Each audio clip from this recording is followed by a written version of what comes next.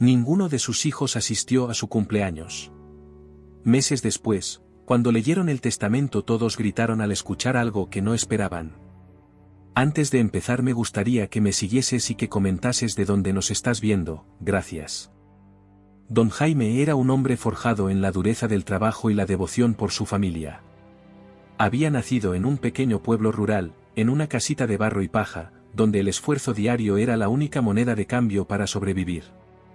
Desde niño, aprendió a valorar cada centavo, cada pedazo de pan, y sobre todo, el poder de la tierra. A lo largo de su vida, don Jaime se convirtió en un exitoso agricultor y empresario, logrando cosechar no solo café, sino también respeto y reconocimiento en su comunidad.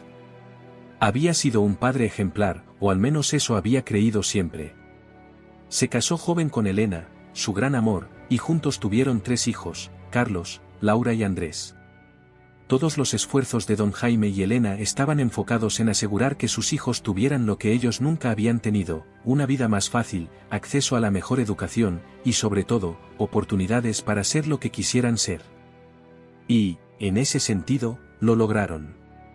Sus hijos crecieron en medio de comodidades que él nunca había soñado, cada uno siguiendo su propio camino con el apoyo incondicional de su padre. Sin embargo, con el paso de los años, la distancia entre ellos comenzó a sentirse más profunda. Carlos, el mayor, siempre había sido ambicioso. Decidió estudiar Derecho en la ciudad capital, y pronto se convirtió en uno de los abogados más respetados del país. Vivía en una casa elegante, rodeado de lujos y responsabilidades que lo absorbían por completo.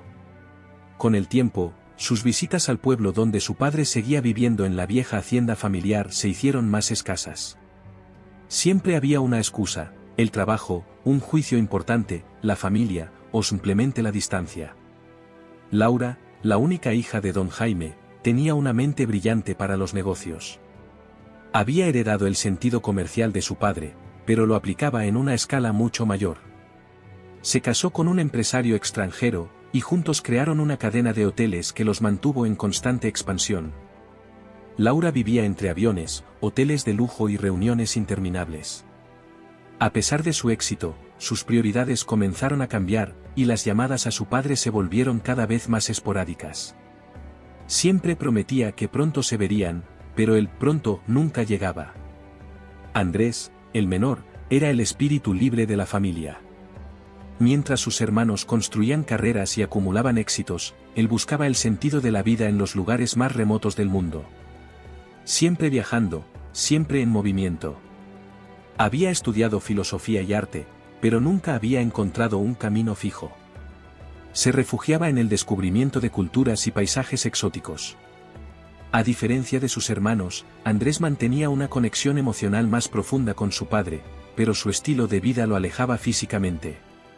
Cuando llamaba, lo hacía desde alguna isla remota o un templo en el sudeste asiático, prometiendo que algún día regresaría, pero ese día nunca llegaba. A medida que don Jaime envejecía, comenzó a notar con más claridad la distancia que lo separaba de sus hijos. Había perdido a Elena hacía más de 20 años, y desde entonces, la soledad en la enorme casa lo golpeaba con más fuerza.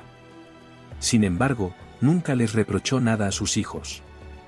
Los amaba profundamente, aunque en los últimos años, el contacto se limitaba a rápidas conversaciones telefónicas y mensajes de texto fríos y distantes. Don Jaime se consolaba pensando que, al menos, sus hijos eran felices y estaban bien. Había cumplido su misión como padre. O eso creía. Cuando se acercaba su 80 cumpleaños, don Jaime sintió una necesidad imperiosa de reunir a su familia. Había pasado demasiado tiempo desde la última vez que sus hijos estuvieron juntos bajo el mismo techo, y sabía que ya no le quedaban muchos años. Comenzó a hacer los preparativos con semanas de anticipación, enviando invitaciones formales a cada uno de ellos. Les escribió cartas llenas de amor, recordándoles lo importante que sería para él tenerlos cerca en esa fecha tan especial. Carlos fue el primero en responder. «Papá, lo siento, pero ese día tengo una audiencia crucial. No puedo posponerla». «Ya sabes cómo es esto», dijo apresuradamente durante una llamada que apenas duró 3 minutos. Don Jaime, con el corazón apesadumbrado, no insistió. Sabía que su hijo mayor siempre estaba ocupado, pero aún albergaba la esperanza de que, de alguna forma, Carlos encontrara un hueco en su apretada agenda. Laura, cuando recibió la carta, estaba en medio de una expansión importante de su negocio en Europa. Don Jaime la llamó, como lo hacía de vez en cuando, con la esperanza de escuchar algo alentador. Papá, justo esa semana estaré en una conferencia en París. No creo que pueda ir, pero te prometo que en cuanto regrese, me daré una escapada para verte, dijo, su voz sonando distante y apurada, como si la conversación fuera una interrupción en su ajetreado día.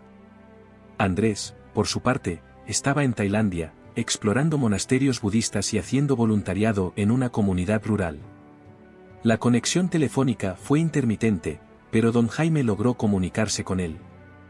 Papá, estoy muy lejos, y no sé cuándo regresaré, pero te llamaré ese día, te lo prometo, le dijo Andrés con su tono relajado, típico de quien vive sin las prisas del mundo moderno.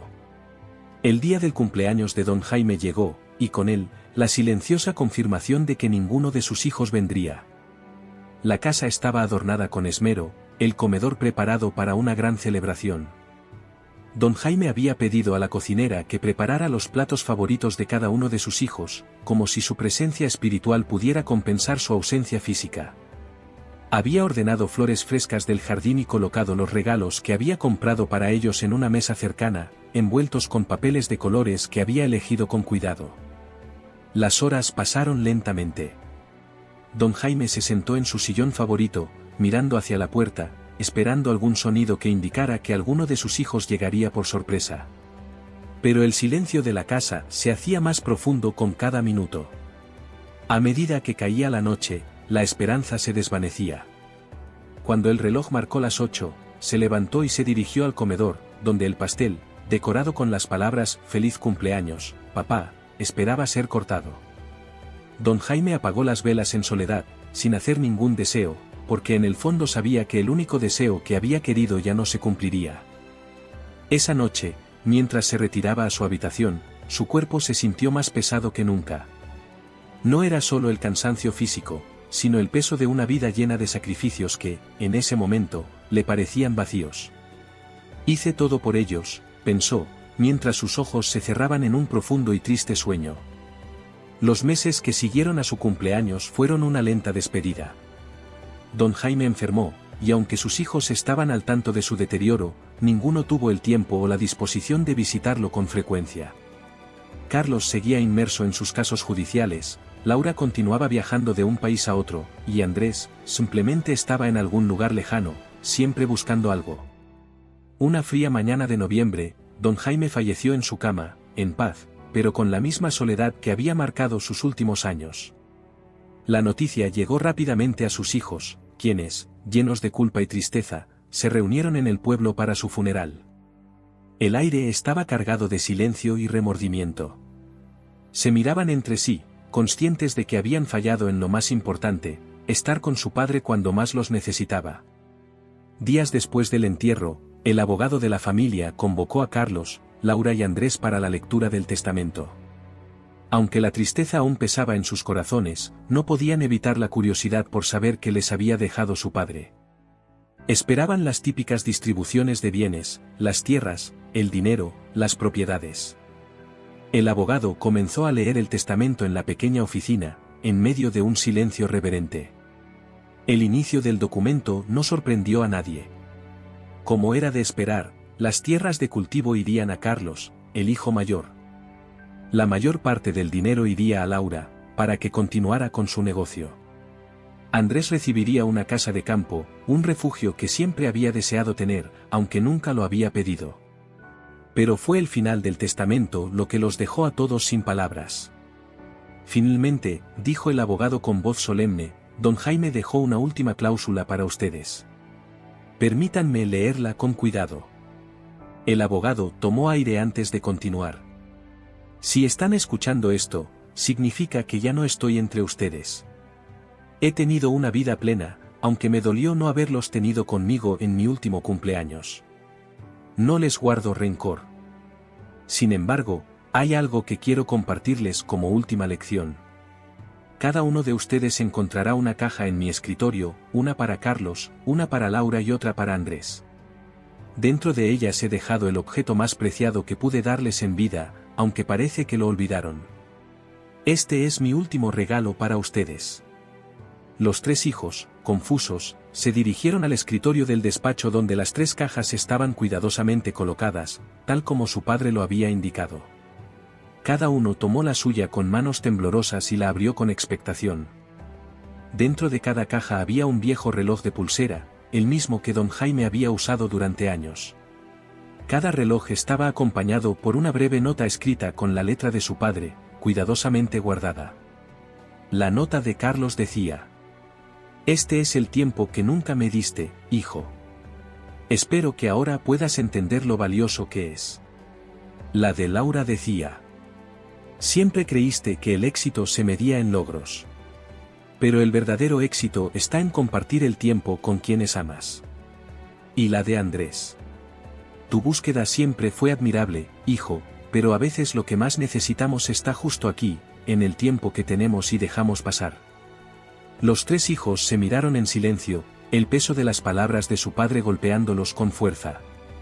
Cada uno, en su propio rincón del despacho, comenzó a llorar, no solo por la pérdida de su padre, sino por el arrepentimiento de haber olvidado lo más importante, que el tiempo con él era el verdadero tesoro que jamás podrían recuperar. Afuera, la tarde se desvanecía lentamente, como el tiempo perdido que ya no podían recuperar.